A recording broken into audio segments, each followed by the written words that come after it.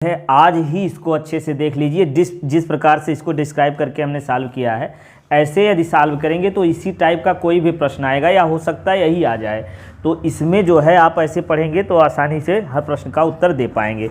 तो पहला प्रश्न क्या है, देखिए, किसी वस्तु का बड़ा आभासी प्रतिबिंब बनाने के लिए, कैसा बड़ा और आभासी प्रतिबिंब किससे में बनता है। देखिए, एक अवतल दर्पण है, एक समतल दर्पण, उत्तल दर्पण है। तो अवतल दर्पण में ही क्या होता है, आभासी प्रतिबिंब बनता है। देखिए कैसे बड़ा होता है। आभासी देखिए उत्तल में भी बनता है, उत्तल में भी बनता है। उत्तल में जो है हमेशा एक ही प्रकार से बनता है, ये उत्तल दर्पण है ना, तो इसका फोकस ये हो गया, वक्रता केंद्र ये हो गई, है ना। चलिए थोड़ा सा आगे रख के हल कर देते हैं। ये हो गया, कहीं भी वस्तु रखेंगे आप, देखिए समांतर आने वाली फोकस हो जाती है ऐसे ना, तो ऐसे सीधे फोकस हो जाती है।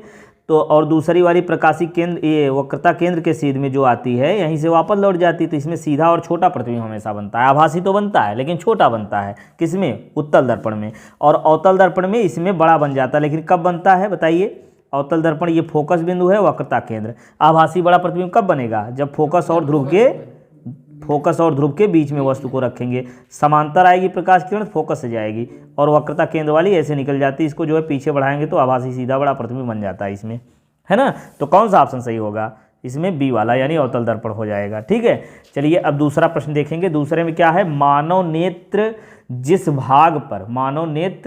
जिस भाग पर किसी वस्तु का प्रतिबिंब बनाता है वह होता है, क्या होता है, कहाँ प्रतिबिंब बनता है, रेटिना पर। रेटिना क्या है, दृष्टिपटल। ठीक है, दृष्टिपटल को ही क्या कहते हैं, रेटिना। तो इसमें बी वाला ऑप्शन इसका सही हो जाएगा। और अगला देखिए तीसरा, श्वेत प्रकाश का कौन सा रंग कांच के प्रिज्म से गुजरने पर अधिकतम विचलित होता है। बताइए कौन सा प्रकाश सबसे अधिक, विचलन किसका सबसे अधिक होता है। जब प्रिज्म से प्रकाश गुजरता है, श्वेत प्रकाश, तो 7 रंगों में विभक्त हो जाता है ना। तो सबसे नीचे कौन होता है, बहुत बढ़िया, बैगनी। तो विबग्योर के हिसाब से होता है, याद है ना, विबग्योर, ये ऐसे। ठीक, तो सबसे कम विचलन किसका होता है, लाल रंग का ना। तो लाल रंग की चाल और तरंग दैर्ध्य ज़्यादा होती है, चाल और तरंग दैर्ध्य ज़्यादा होती है, और बाकी चीज़ें कम होती है, जैसे प्रकीर्णन, विचलन, ये सब लाल रंग का कम होता है। और अन्य चीज़ें जो है बैगनी रंग की ज़्यादा होती है। जैसे जैसे नीचे जाएंगे क्या होगा, चाल और तरंग दैर्ध्य घटती जाएगी, विचलन, प्रकीर्णन, ये सब क्रमशः बढ़ता जाता है। ठीक है ना।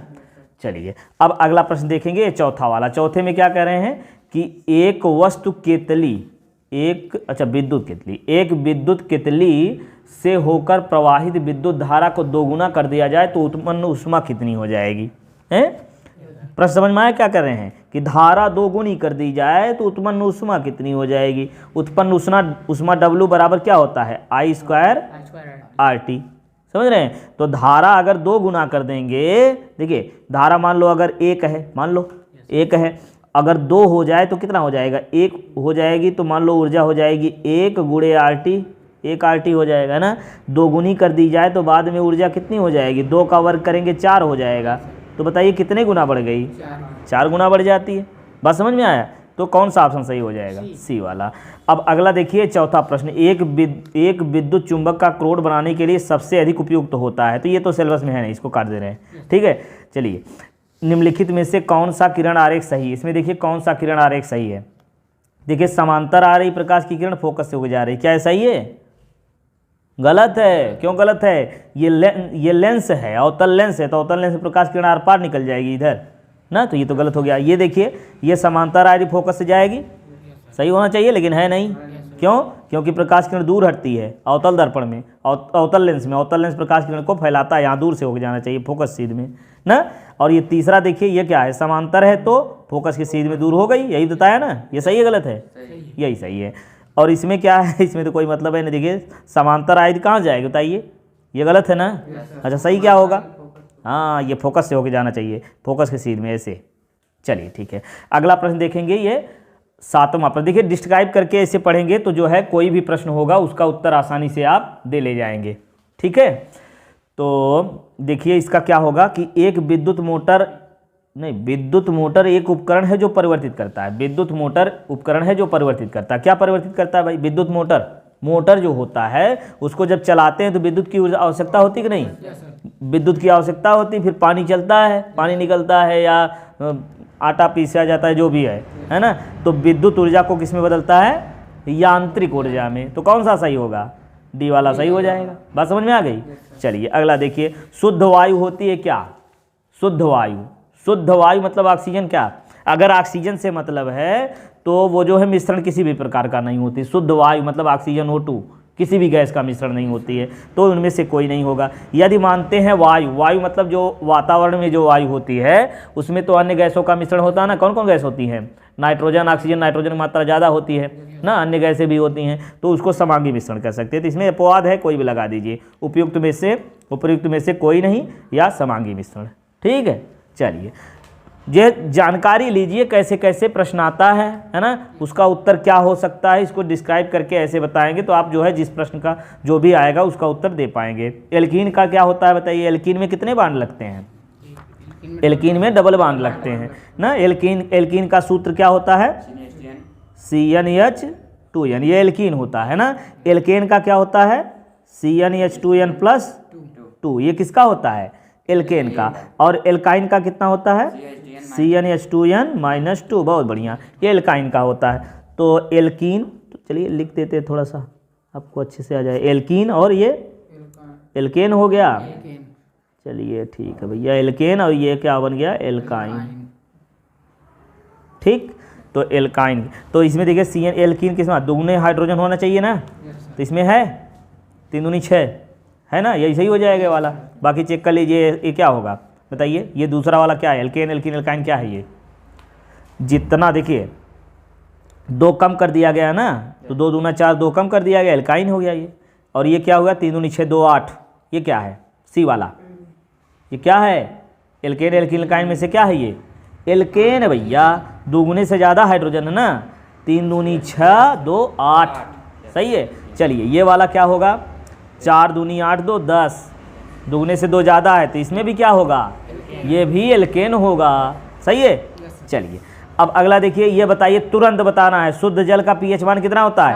हाँ, यदि अम्लीय होगा तो 7 से कम होगा और क्षारीय होगा तो, अरे वाह। चलिए अगला ये 11वां प्रश्न क्या होगा? आवर्त सारणी के तीसरे आवर्त, ये तो कर गया है, ये तो सिलेबस में है नहीं। चलिए अगला देखते हैं। अब ये कॉलम इसको मिलाना है भाई, मिला के बताइए। प्लास्टर ऑफ पेरिस मूर्ति बनाने में, यानी A का 2 सही होगा, दूसरा वाला ना। तो यहाँ देख लीजिए A में 2 किस में है? ये ऑप्शन ना B वाला, और बाकी A में 2 किसी में नहीं है। हम एक से ही ऑप्शन सही करके चल जाए ना, हो सकता है। और चलिए और भी देख लीजिए, एक B में कौन हो गया? ये देखिए कास्टिक सोडा का उपयोग कहाँ होता है? साबुन निर्माण में ना। साबुन निर्माण में और क्या क्या आवश्यकता होती है? उच्च वसाम्लों के सोडियम लवण लिया जाता है और सोडियम हाइड्रोक्साइड, पोटेशियम हाइड्रोक्साइड के साथ गर्म किया जाता है। सोडियम हाइड्रोक्साइड और पोटेशियम हाइड्रोक्साइड के साथ गर्म किया जाता है। तो ये कास्टिक सोडा क्या है? कास्टिक सोडा क्या है? NaOH ना, सोडियम हाइड्रोक्साइड को ही कास्टिक सोडा कहते हैं। और KOH को क्या कहते हैं? Caustic potash. समझिए। चलिए बताइए, याद हो गया नहीं हो गया? NaOH को क्या कहते हैं? कास्टिक सोडा, और KOH को कास्टिक पोटास। ठीक, चलिए तो हो जाएगा। सोडियम बाइकार्बोनेट, इसको भी पढ़ लीजिए यहीं। इसमें जो है क्या होगा? सोडियम बाइकार्बोनेट प्रतिअम्ल होता है। और ये ब्लीचिंग पाउडर का उपयोग कहाँ होता है? कीटाणुनाशक के रूप में हम लोग जानते हैं ना, ब्लीचिंग पाउडर मिला करके जो है पानी में ना। चलिए ठीक है, तो ये कीटाणुनाशक के रूप में। ये हो गया 12वां प्रश्न।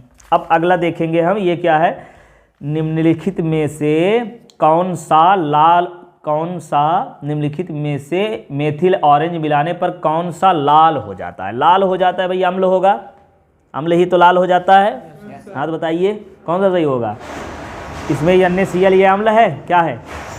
ये लवण है, NaCl लवण है। H2SO4, अरे भाई सल्फ्यूरिक अम्ल, ये क्या है? अम्ल है, क्षार है? बोल रहे हैं अम्ल है तो अम्ल ही है ना। तो अम्ल मिलाओगे तो जो है यही हो जाएगा B वाला ऑप्शन। चलिए अगला देखते हैं। नवीकरण ऊर्जा का एक पर्यावरण हितैषी स्रोत है।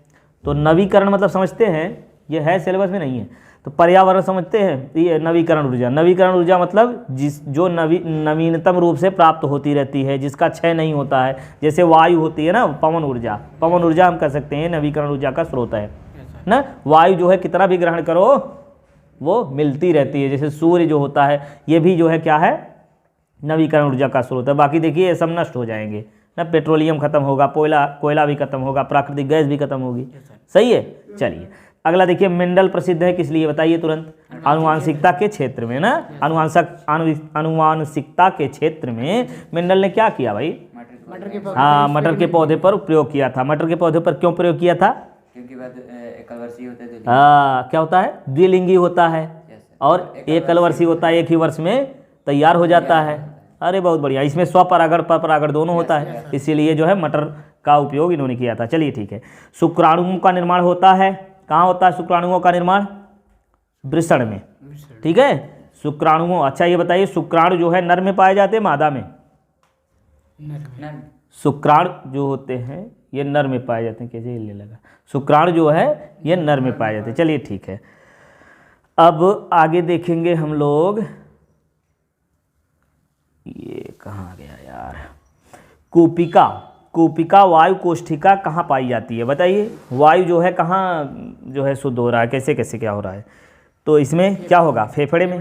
ठीक है। पौधे में जल, आगे पौधे में जल के परिवहन हेतु होता है क्या?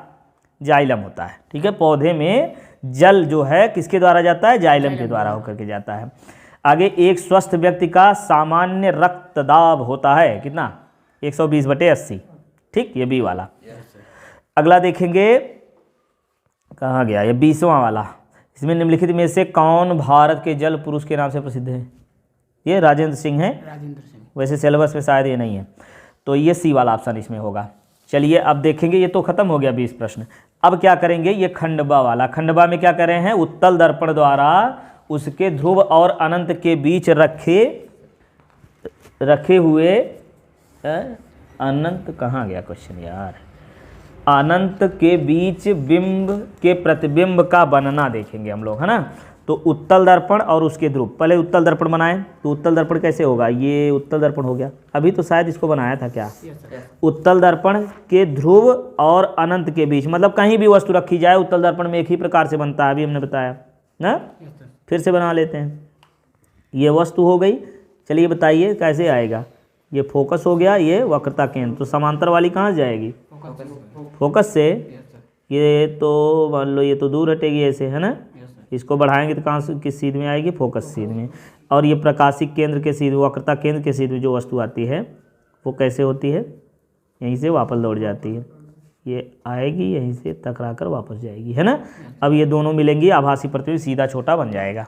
ठीक, नामांकित चित्र हो गया ये है। अब आगे क्या करें? किरण आरेख बनाइए। किरण आरेख बना दिया हमने। ठीक, और प्रतिबिंब कैसा बनेगा? आभासी सीधा और छोटा, वस्तु से छोटा। चलिए आगे, बने हुए प्रतिबिंब के गुण बताइए। गुण हो गया यही, आभासी छोटा है। और वाहनों में उत्तल दर्पण का पश्च दृश्य दर्पण के रूप में वरीयता क्यों देते हैं बताइए? उत्तल दर्पण का उपयोग क्यों करते हैं? यही तो है उत्तल दर्पण। क्यों करते हैं? वस्तु बताइए, कितनी भी दूर वस्तु हो उसका प्रतिबिंब छोटा और सीधा नज़दीक बनता है ना। जब हम गाड़ी चला रहे हैं तो जो वाहन पीछे आ रहे होते हैं, पीछे आ रहे वाहनों को क्या करता है? वो स्पष्ट प्रतिबिंब दिखाई दे जाता है ना। पीछे कितनी भी दूर वस्तु आए रहे उसका प्रतिबिंब नज़दीक ही बनेगा, कहीं भी वस्तु हो नज़दीक ही बन जाएगा, दिख जाएगा आराम से। समझ गए? सीधा भी बनता है, दूसरा कारण ये कह लीजिए सीधा बनता है इसलिए दिखेगा। ठीक, चलिए चित्र बनाकर समझाइए कि दीर्घ दृष्टि दोष मतलब दूर दृष्टि दोष कैसे संशोधित किया जाता है, मतलब कैसे निवारण किया जाता है। दीर्घ दृष्टि दोष युक्त नेत्र के निकट बिंदु 75 सेमी है। इस दोष के दूर करने के लिए आवश्यक लेंस की फोकस दूरी तो क्या होगी ना? सामान्य नेत्र के निकट बिंदु 25 सेमी है। तो समझिए ध्यान से, क्या कह रहे हैं?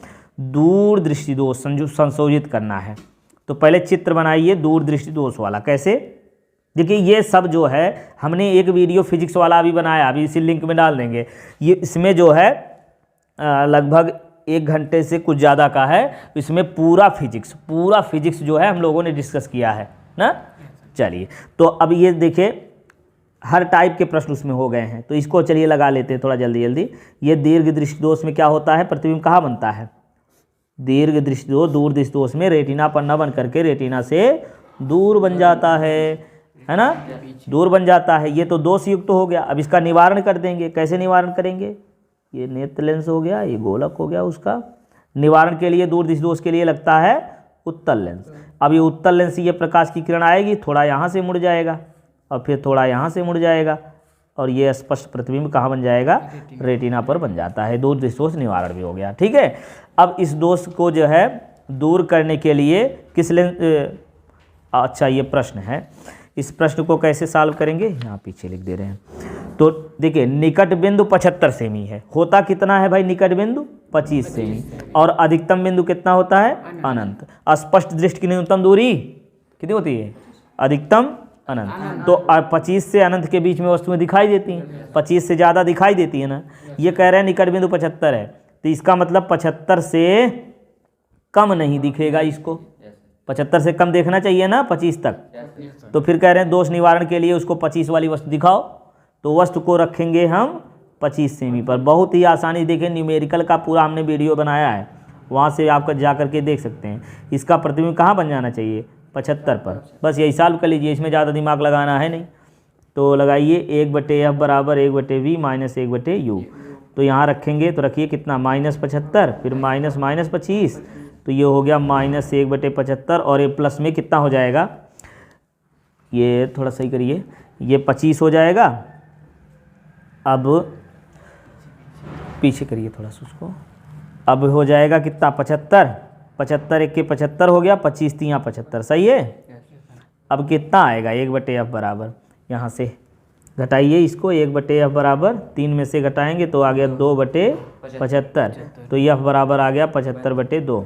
ठीक है, भाग देना चाहे दे दें, 3 दूनी 6 और 3 सत्ते 14 दशमलव कितना बन जाएगा 5। तो इतना सेमी फोकस दूरी के लेंस की आवश्यकता होगी। अब ये धन में है ना, तो उत्तल लेंस है का उत्तल लेंस, फोकस दूरी उत्तल लेंस की होती है ना, उत्तल। और वैसे भी हम जानते हैं दूर दृष्टि दोष निवारण के लिए उत्तल लेंस लगता है, मतलब सही लगाए हैं। चलिए अब अगला देखेंगे हम लोग, क्या करें, किसी चालक का प्रतिरोध किन बातों पर निर्भर करता है। चालक का प्रतिरोध जो है वो लंबाई और क्षेत्रफल पर निर्भर करता है, हम लोग पढ़ चुके हैं ना, कैसे लंबाई और क्षेत्रफल पर। ये प्रतिरोध जो होता है वो लंबाई के अनुक्रमानुपाती, मतलब तार की लंबाई जितने ज़्यादा होगी प्रतिरोध उतने ज़्यादा होगा, क्षेत्रफल जितने ज़्यादा होगा प्रतिरोध उतने कम होगा। बस 2 बात पर निर्भर करता है, बहुत है। आगे विद्युत बल्ब, एक विद्युत बल्ब लिख लेंगे ना दोनों पॉइंट। पहला पॉइंट क्या लिखेंगे कि तार का प्रतिरोध लंबाई के अनुक्रमानुपाती होती है, अर्थात लंबाई बढ़ने पर प्रतिरोध बढ़ता है। और दूसरा पॉइंट लिखेंगे कि तार का प्रतिरोध क्षेत्रफल के व्युत्क्रमानुपाती होता है, अर्थात क्षेत्रफल बढ़ जाए यानी तार मोटा हो जाए तो प्रतिरोध घट जाता है। ठीक है, अब प्रश्न हम सॉल्व करेंगे। एक विद्युत बल्ब में 80 वोल्ट पर संचालित किया जाता है। देखिए विभव दिया है 80 वोल्ट 80 वोल्ट विभव हो गया है, और क्या कह रहे हैं 10 एम्पियर धारा प्रवाहित की जा रही है, तो तार में इतनी प्रवाहित की जा रही है। अब फिर कह रहे हैं बल्ब को 240 वोल्ट पर संचालित किया जाए। बाद में विभव जो है कितना कर दिया गया है, 240 वोल्ट कर दिया जाता है। तो कितना प्रतिरोध उसके श्रेणी क्रम में जोड़ दिया जाए, मतलब तार का यहाँ से कुछ प्रतिरोध आएगा, उसमें कितना प्रतिरोध और जोड़ दिया जाए कि धारा उतनी ही रहे मतलब 10 एम्पियर ही रहे। ठीक, तो यहाँ से क्या करेंगे, पहले प्रतिरोध निकाल लो। तो V बराबर होता है I इंटू R, तो R बराबर हो जाएगा V/I। तो V का मान रखिए 80/10, तो आ गया प्रतिरोध कितना आ गया, ठीक काट देंगे तो 8 आ गया ओम। ठीक, अब क्या कह रहे हैं कि धारा उतनी ही रहे हैं, विभव अब की बार V2 हो जाएगा, I बराबर V/R होता है ना, तो V/R, R मान लो इसका 8 है, करें कितना और जोड़ दिया जाए श्रेणी क्रम में जोड़ेंगे तो प्लस और हो जाएगा, तो मान ले रहे हैं कि R प्रतिरोध और जोड़ दे रहे हैं, R1 मान लो इसको। बस यही सॉल्व कर लो, I का मान 10, V2 हो गया 240/8 धन R1, ये 0 से 0 काट दो, इधर गुणा करेंगे तो 8 धन R1 बराबर 24, तो R1 बराबर आ गया 24 माइनस 8, 24 में से घटा दीजिए 8, 16 आ जाएगा। 16 ओम का प्रतिरोध और जोड़ना पड़ेगा श्रेणी क्रम में। समझ में आया? तो ये प्रश्न हो गया, ये उसका सलूशन। चलिए अगला देखते हैं। अब क्या करें, 1 किलोवाट घंटा को परिभाषित करिए। बताइए 1 किलोवाट घंटा क्या होती है, इसी को यूनिट भी कहते हैं ना। 1 किलोवाट सामर्थ्य का कोई यंत्र है, उपकरण है, जैसे प्रेस, मान लो प्रेस का सामर्थ्य कितना है, 1 किलोवाट है, 1000 वाट का है। 1 किलोवाट मतलब 1000 वाट का है, और उसको 1 घंटे तक जब चलाएंगे तो जितनी ऊर्जा व्यय होगी उसी को कहेंगे किलोवाट घंटा। समझ में आया। आगे 1 किलोवाट घंटा में कितने जूल होते हैं, तो चलिए यहाँ लिख देते हैं भैया किलोवाट घंटा। ठीक, इसको बदलना है किसमें, जूल में। तो 1 किलोवाट में जो है कितने वाट होते हैं, 1000 वाट। और 1 घंटे में कितने सेकंड होते हैं, 3600। 1 घंटे में 30 मिनट होते हैं और 3600 सेकंड होते हैं। तो यहाँ से इसको गुणा करेंगे 3600 और 3 जीरो और लगा दीजिए, वाट और गुणे सेकेंड। सही है। ये दशमलव को जो है यहाँ 1 2 3 4 5 6 स्थान पर ले जाइए, तो 10 की घात यहाँ 6 लिख लीजिए। वाट इंटू सेकेंड, यही तो जूल होता है। होता है कि नहीं होता, देखिए W बराबर होता है PT, है ना। P का क्या होता है, वाट, और सेकंड का क्या होता है, समय का होता है सेकंड। तो वाट गुणे सेकंड, समझिए वाट गुणे सेकंड यही कार्य के बराबर होता है ना। कार्य का मात्रक जूल होता है, इसका मतलब जूल बराबर होता है वाट गुणे सेकंड। समझ में आया। चलिए अब अगला प्रश्न देखेंगे क्या है, विद्युत चुंबकीय क्षेत्र में धारावाही चालक। विद्युत चुंबकीय क्षेत्र में धारावाही चालक, इसको थोड़ा सा, धारावाही चालक पर लगने वाले बलों को बढ़ाने के लिए 2 उपाय बताइए भैया। 2 उपाय क्या, समझिए। चुंबकीय क्षेत्र में हम लोग जानते हैं कि बी चुंबकीय क्षेत्र में यल लंबाई के चालक तार में अगर I एम्पियर की धारा प्रवाहित करेंगे और ये चालक तार थीटा कोण पर है, तो समझ में क्या कर रहे हैं, बी चुंबकीय क्षेत्र में यल लंबाई का चालक तार थीटा कोण पर रखा हुआ है, ऐसे कहिए। बी चुंबकीय क्षेत्र में यल लंबाई का चालक तार थीटा कोण पर रखा हुआ है और इसमें जब I एम्पियर की धारा प्रवाहित करेंगे तो इस पर लगने वाला बल कितना होता है, बहुत बढ़िया, IBL साइन थीटा होता है। तो अब बताइए 2 उपाय क्या करेंगे, कैसे बल बढ़ाया जा सकता है। धारा का मान क्या करेंगे, बढ़ा देंगे भाई। धारा का मान बढ़ा करके, चालक तार में बहने वाली धारा का मान बढ़ा करके उस चालक तार पर लगने वाले बल का मान बढ़ाया जा सकता है। और जिस चुंबकीय क्षेत्र में रखा हुआ उस चुंबकीय क्षेत्र की तीव्रता को बढ़ा करके लगने वाले बल का मान बढ़ाया जा सकता है। और दूसरा, तीसरा लंबाई, चालक तार की लंबाई को बढ़ा करके उसमें लगने वाले बल को बढ़ाया जा सकता है। हो गया ना। चलिए 3 उपाय हो गए, 2 पूछ रहे थे, 3 हो गया है। चलिए चौथा भी बता दें, क्या होगा चौथा, कोण को बढ़ा दो भाई। साइन में साइन 0 का मान कितना होता है, साइन 0 का 0 होता है। साइन 30 का कितना होता है, 1/2, 0 से तो ज़्यादा ही होता है 1/2। ठीक है, तो ये जो है क्रमशः 0 से जैसे बढ़ाते जाएंगे कोण, तो क्या होगा, साइन थीटा का मान बढ़ेगा। जब साइन थीटा बढ़ेगा तो बल भी बढ़ेगा। तो 4 बातों पर निर्भर हो गया। समझ में आया। चलिए अब अगला देखेंगे हम लोग क्या कह रहे हैं, IUPAC नाम लिखना है भाई। IUPAC नाम तो आप लोग अच्छे से पढ़े हैं ना। तो इसका नाम क्या होगा, देखिए क्लोरीन जुड़ा है पहले नंबर पर, तो ये क्या होगा, 1-क्लोरोप्रोपीन 2, 1-क्लोरोप्रोपीन 2। लिख दें क्यों, समझ जाएंगे, लिख दें 1-क्लोरोप्रोपीन 2, ये हो गया। ठीक, अब दूसरा देखिए, दूसरे में क्या कर रहे हैं, लिख के बनाए कि इसी में से बनाते चले ना, इतना चलेगा। चलिए इसमें क्या होगा, देखिए यहीं लिख के बता दे रहे हैं इसे, ये थोड़ा ये। ठीक, अब यहाँ से गिनेंगे, देखिए COOH और OH 2 क्रियात्मक समूह हैं। 2 क्रियात्मक समूह इसमें हैं, तो इसकी जो है वरीयता किसमें किसकी ज़्यादा होती है, COOH की वरीयता ज़्यादा होती है। तो इस वाले कार्बन को 1 गिनेंगे और इस वाले कार्बन को 2 और ये 3, टोटल 3 कार्बन है। ठीक, तो ये तो श्रृंखला में हो गया। दूसरे नंबर पे OH जुड़ा है, तो OH एल्किल की तरह व्यवहार करेगा। तो इसमें क्या कहेंगे, दूसरे नंबर पर OH हाइड्रॉक्साइड है। ठीक, हाइड्रॉक्साइड है यानी 2 हाइड्रॉक्सी, इसका नाम क्या होगा, 2 हाइड्रॉक्सी। अरे यार ये चल नहीं रहा ठीक से।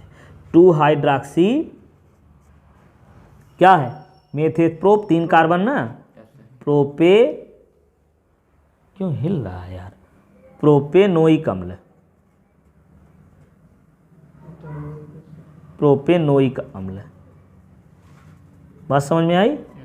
चलो ठीक, तीसरे में क्या कह रहे हैं, देखिए ये तीसरा वाला बनाना पड़ेगा भाई।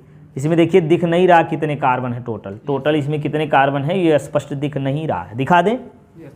देखिए ये दिया हुआ है C2H5। C2H5 कैसे लिखते हैं हम लोग, CH3CH2, ये वाला। अब फिर ये CH2CH3 हो गया, मतलब CH3CH2। अब इससे जुड़ा है ये CH2 ये वाला, ठीक। इसके बाद आगे ये CH और फिर इस CH के बाद फिर CH2, समझ में आ रहा है। अब फिर इसी से लगा क्या CH2 और फिर CH3, ठीक। ये जो CH था इससे फिर लगा है क्या CH2 CH3। अब आसान हो गया ना, इसका नाम लिख लेंगे अब आराम से। 1 2 3 4 5 6 7 कार्बन है, इधर से गिन लीजिए 1 2 3 4 5 6 7, तब भी आ रहा है, चौथे पर ये जुड़ा हुआ है, ठीक। तो अब इसका नाम क्या होगा 4 क्या जुड़ा हुआ है एथिल भैया, 2 कार्बन है। 4 एथिल 7 कार्बन है ना, 7 कार्बन का क्या कहते हैं हम हेप्टेन, सिंगल बॉन्ड है हेप्टेन, 4 एथिल हेप्टेन हो जाएगा ये, समझ में आया। चलिए अगला देखिए ये क्या कर रहे हैं, ये कार्बन से क्लोरीन आयोडीन ब्रोमीन तीनों जुड़ा हुआ है, तो तीनों पहले नंबर पर है, तीनों पहले नंबर पर ही है, तो इसका नाम क्या होगा बताइए। पहले नंबर पर है तो क्या लिखेंगे बताइए। 1 क्लोरो ब्रोमो आइडो है ना, तो क्लोरो में C से शुरू होता है, तो अल्फ़ाबेट से भी लिखिए 1 क्लोरो 1 ब्रोमो, आगे आइडो किस नंबर पर है 1 आइडो, क्या कितने कार्बन है 1 मेथेन, सिंगल बॉन्ड हो गया, समझ में आया। चलिए IUPAC नेम भी हो गया। अब अगला देखेंगे हम लोग, ये क्या कर रहे हैं क्लोरीन परमाणु क्रमांक के अंदर इलेक्ट्रॉनिक विन्यास कर दिए, आवर्त सारणी में स्थिति बताइए। इलेक्ट्रॉनिक विन्यास तो है, आवर्त सारणी में स्थिति सिलेबस में नहीं है, इलेक्ट्रॉनिक विन्यास भी नहीं है क्या। इलेक्ट्रॉनिक विन्यास मान लीजिए 17 का करना है तो क्या करेंगे 2 8 7 है। इलेक्ट्रॉनिक विन्यास अगर 1s2 2s2 2p6 3s2 3p कितना हो गया 10 2 12 5 17, ये हो गया भाई, ठीक इलेक्ट्रॉनिक विन्यास। चलिए अगला क्या है, ये रासायनिक समीकरण को संतुलित करना है, तो संतुलित करिए, लिख दें कि ऐसे करेंगे, ऐसे कर इसी में कर दें। अरे यार पेपर ख़राब हो जाएगा, पेपर में नहीं लिखना, आदत ख़राब हो जाएगी। चलिए ठीक है इसी में करते हैं ना, लिख के C6H12O6, पेपर में जो है भूल करके भी नहीं लिखना, ठीक। ये H2O यही है ना, तो अब इसमें सही करिए। देखिए कार्बन कितना इसमें 6 है, 6 कार्बन है, तो इसमें कितने से गुणा करें 6 से गुणा कर दें, कार्बन सही हो गया है। हाइड्रोजन कितना इधर 12 है, तो 12 है, तो 12 हाइड्रोजन इधर बनाइए, कैसे गुणा करें कितने से 12 हाइड्रोजन बनाना 2 है 10 से, अबे 10 से कहाँ गुणा करें 20 हो जाए, 10 से गुणा कर दोगे, 12 बनाओ इसमें 2 से गुणा करके 6 से गुणा होगा, समझ गए। चलिए 12 हाइड्रोजन इधर हो गया, 12 इधर, कार्बन भी सही हो गया। ऑक्सीजन अब सही कर लो, देखो इधर कितना ऑक्सीजन है इसमें H2O में 6 है, इसमें कितना 6 दूनी 12, यहाँ 12 यहाँ 6, 12 6 18 हो गया। अब इसको भी सही कर लिए, यहाँ ऑक्सीजन 6 है, 18 बनाना है तो 12 और आना चाहिए, इसमें कितने से गुणा करें 12 इसको बनाना है 6 से, 6 दूनी 12 6 18 हो गया, सही हो गया, बैलेंस। समझ में आया संतुलित करना। चलिए दूसरा संतुलित करिए, इसमें क्या है CaCO3 और प्लस क्या करें HCl, आगे CaCl2 प्लस H2O और CO2 ये लिखा हुआ है, हैं? अब इसको बैलेंस करिए भैया, कैसे करें। ये क्लोरीन मान लो यहाँ 2 है, क्लोरीन 2 है, 2 से गुणा कर दें क्या, क्लोरीन सही हो गया, मान लो हाइड्रोजन भी सही हो गया, कैल्शियम 1 है, 1 कैल्शियम यहाँ है, कार्बन 1 यहाँ 1 यहाँ है, ऑक्सीजन 3 यहाँ है, 2 1 3 यहाँ है, सही हो गया। ये तो बड़ा आसान हो गया। चलिए तीसरा आप करके देखें, तीसरा बताओ भाई जल्दी बताओ, इसको तो जो है सब बता लोगे आसानी से, बताओ कितना होगा। ये तो छोटा सा है, सही करो इसको, कितने से गुणा करें, नाइट्रोजन इसमें 2 है, इधर 2 नाइट्रोजन बनाओ, कितने से गुणा करें 2 से हो गया। हाइड्रोजन कितना इधर बढ़ गया, हाइड्रोजन कितना हो गया, अरे 3 दूनी 6 हाइड्रोजन हो गया, 6 हाइड्रोजन इधर बनाओ, कितने से गुणा करें 3 से, सही हो गया, समझ में आया। चलिए ये तीसरा, अब चौथा बैलेंस करो, इसमें क्या करें MnO2 प्लस HCl है ना, और इधर बना है MnCl2 plus Cl2 plus H2O, सही करो इसको। क्लोरीन का है 2 2 4 क्लोरीन, इधर 4 क्लोरीन बनाओ, कैसे गुणा करें 4 से। हाइड्रोजन का है इधर, इसमें 4 है, यहाँ भी 4 हाइड्रोजन बनाओ, कितने से करे गुणा? 2 से। सही हो गया क्या? क्लोरीन हाइड्रोजन सही हो गया, यमन एक इधर है, ऑक्सीजन 2 इधर है, 2 इधर है, सही हो गया। समझ में आया? चलिए, तो ये अगला देखेंगे अब ऑक्सीकरण। ऑक्सीकरण कैसे करेंगे? ऑक्सीकरण में क्या होता है? वह अपक्रिया जिसमें जो है ऑक्सीजन जुड़ता है वो ऑक्सीकरण अपक्रिया होती है। क्या जुड़ता है? ऑक्सीजन जुड़ता है तो वो होती है ऑक्सीकरण अपक्रिया। समझ गए? ऑक्सीजन जुड़ता है। ऑक्सीकरण में और क्या क्या होता है वो सारी चीज़ें समझ लीजिए। ये ऑक्सीकरण में ऑक्सीजन जुड़ता है ना, अभी एक डिटेल वीडियो जो है केमिस्ट्री वाला पूरा हमने बनाया है, तो उसमें भी जो है इस प्रकार से बताया है। ऑक्सीजन जुड़ता है, हाइड्रोजन निकलता है, या इलेक्ट्रॉन त्याग करता है, या ऑक्सीकरण संख्या जो है क्या होती है? बढ़ जाती है। बात समझ में आया?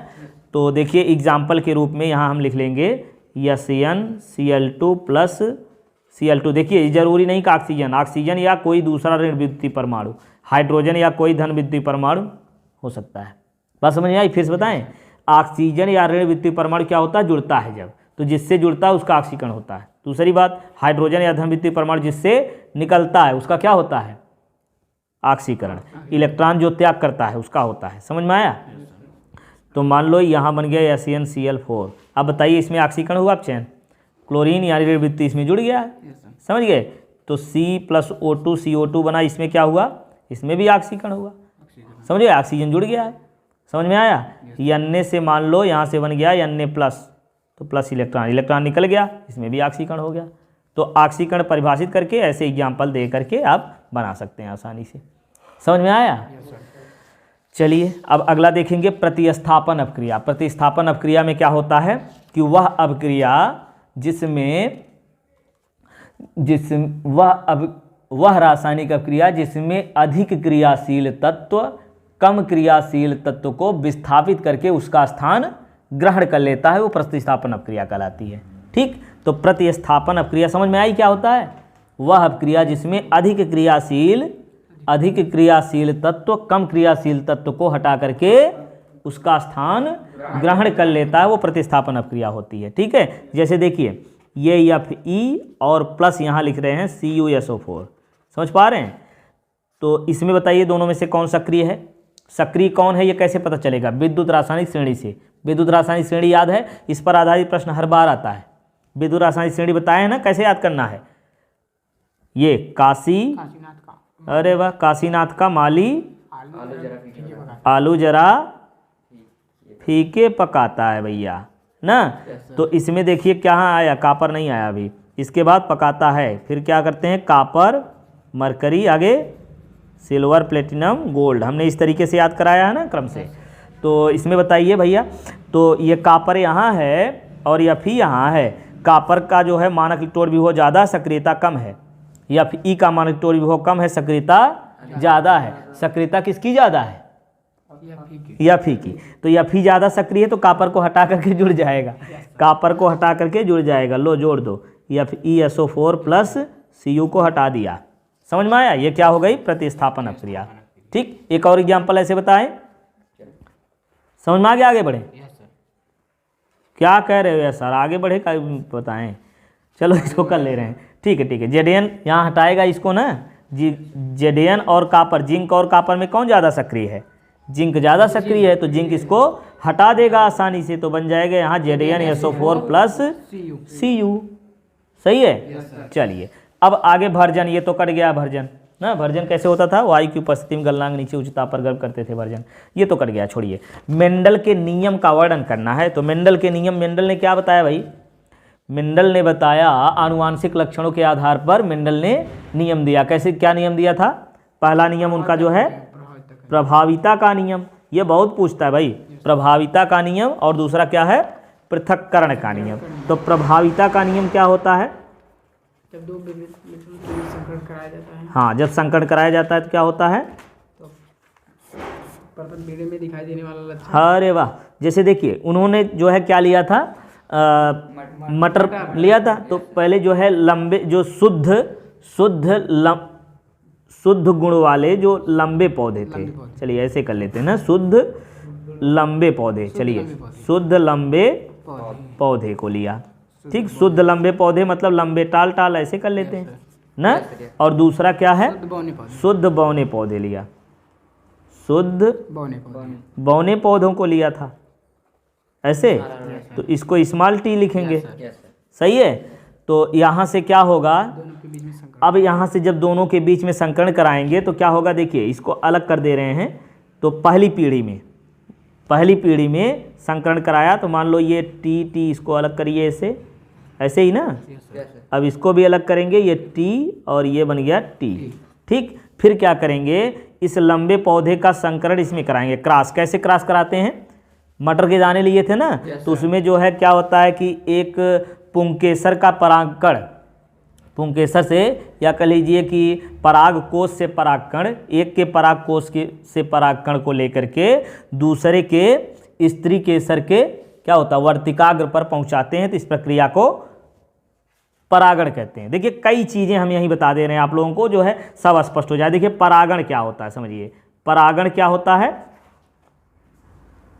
ये पराग कोष से परागकण का, पराग कोष से परागकण का कहाँ जाएगा, थोड़ा थोड़ा लिख दे के समझ जाएंगे, लिख दे रहे हैं। चलिए, पराग कोष से क्या मिलेगा हमको, परागकण मिलेगा। पराग कोष से परागकण को कहाँ ले जाते हैं, ये स्त्री केसर, क्या लिखेंगे, स्त्री केसर के वर्तिकाग्र पर पहुंचाने की प्रक्रिया को क्या कहते हैं, परागण कहते हैं। बात समझ में आई, परागण। अब ये दो प्रकार का होता है, एक होता है स्वपरागण और दूसरा होता है परपरागण, ठीक। तो स्वपरागण में क्या होता है, जब एक ही पौधा हो, समझिए एक ही पौधे में बहुत सारे पुष्प होते हैं ना, बहुत सारे पुष्प होते हैं एक ही पौधे में, तो एक ही पौधे में से परागकण को उसी पौधे के एक पुष्प के वर्तिकाग्र पर जब पहुंचाया जाता है तो परागण की इस प्रक्रिया को स्वपरागण कहते हैं।